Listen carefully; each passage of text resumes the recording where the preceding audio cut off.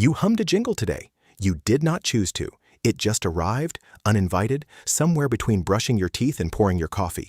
You have not heard that commercial in years. But the melody was still there, waiting. And an hour later, standing in a store aisle, your hand reached for that exact brand without you deciding to reach at all. The strange part is that this was not an accident. Your memory was not just remembered today, it was used. Think about the last thing you bought that you did not actually need. Maybe it was a snack, a gadget, a pair of shoes in a color you already own. You probably told yourself a reason, comfort, a deal, a craving.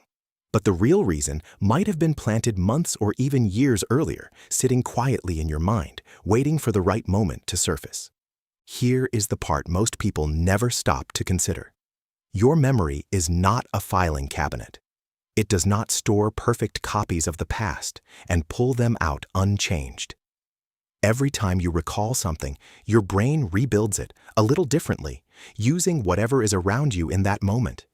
This means memory is not just a record, it is a construction site, and marketers have understood this for a very long time.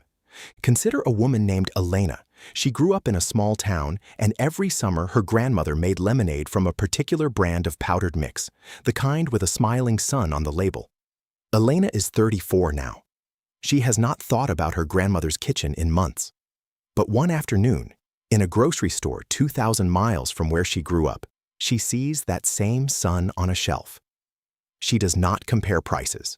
She does not check the ingredients. She simply puts it in her cart, and for a moment, she feels warm, safe, cared for.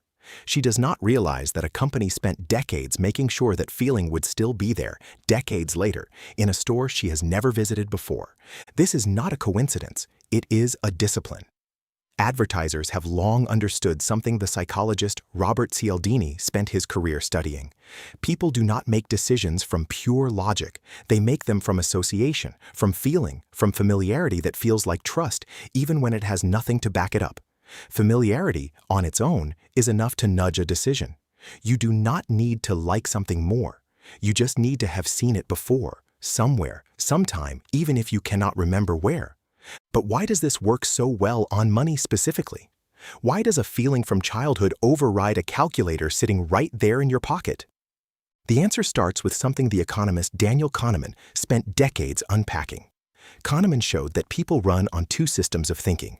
One is slow, careful, deliberate. It compares prices. It reads labels. It calculates value. The other is fast, automatic, emotional. It reacts before it reasons. And here is the uncomfortable truth. Most of your daily spending decisions never touch the slow system at all. They live entirely in the fast one. Marketing does not try to win an argument with your careful brain. It skips that brain completely and speaks directly to the one that already trusts a smiling sun on a label, because your grandmother once did too. Now picture Elena a few years earlier, before she even noticed this pattern in herself. She used to pride herself on being a disciplined spender. She tracked her expenses. She compared unit prices. She thought she was immune to advertising because she never watched much television. But she was not immune. She was simply being reached through a different channel. A scent in a candle aisle. A font on a package. A specific shade of yellow that matched a memory she did not know she was carrying. The mind does not need a billboard to be influenced. It only needs a door left open from long ago. This is where the work of Richard Thaler becomes useful. Thaler studied how people organize money in their heads, not as one single pool, but as separate mental accounts, each with its own rules and its own emotional weight. A purchase that reminds you of comfort, safety, or family does not get evaluated the same way a purchase for, say, motor oil does. It slips into a different mental account, one governed less by budget and more by feeling. And once something lands in that account, price resistance tends to quietly disappear. Elena's story has a twist, though, and it is the kind of twist that changes how you might see your own habits. One day, she mentioned the lemonade mix to her mother during a phone call, expecting her to share in the nostalgia. Her mother paused, confused. She said the lemonade Elena remembered was never that brand at all. It was a different one, homemade, mixed by hand, with lemons from a tree in the backyard. The brand with the smiling sun was something Elena had only seen in a magazine ad as a child, an ad that ran during the exact summers she was remembering.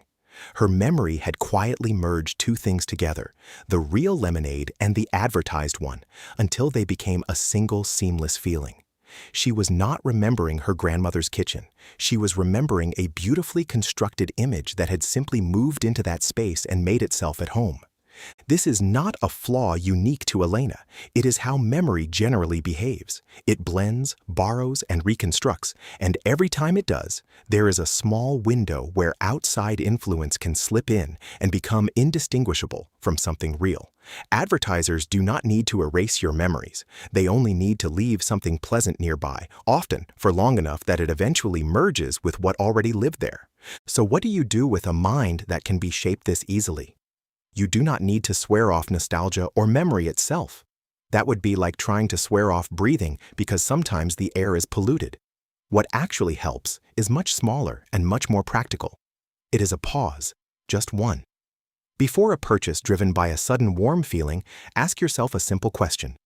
Am I buying this because I need it or because it feels like a memory I want to visit again?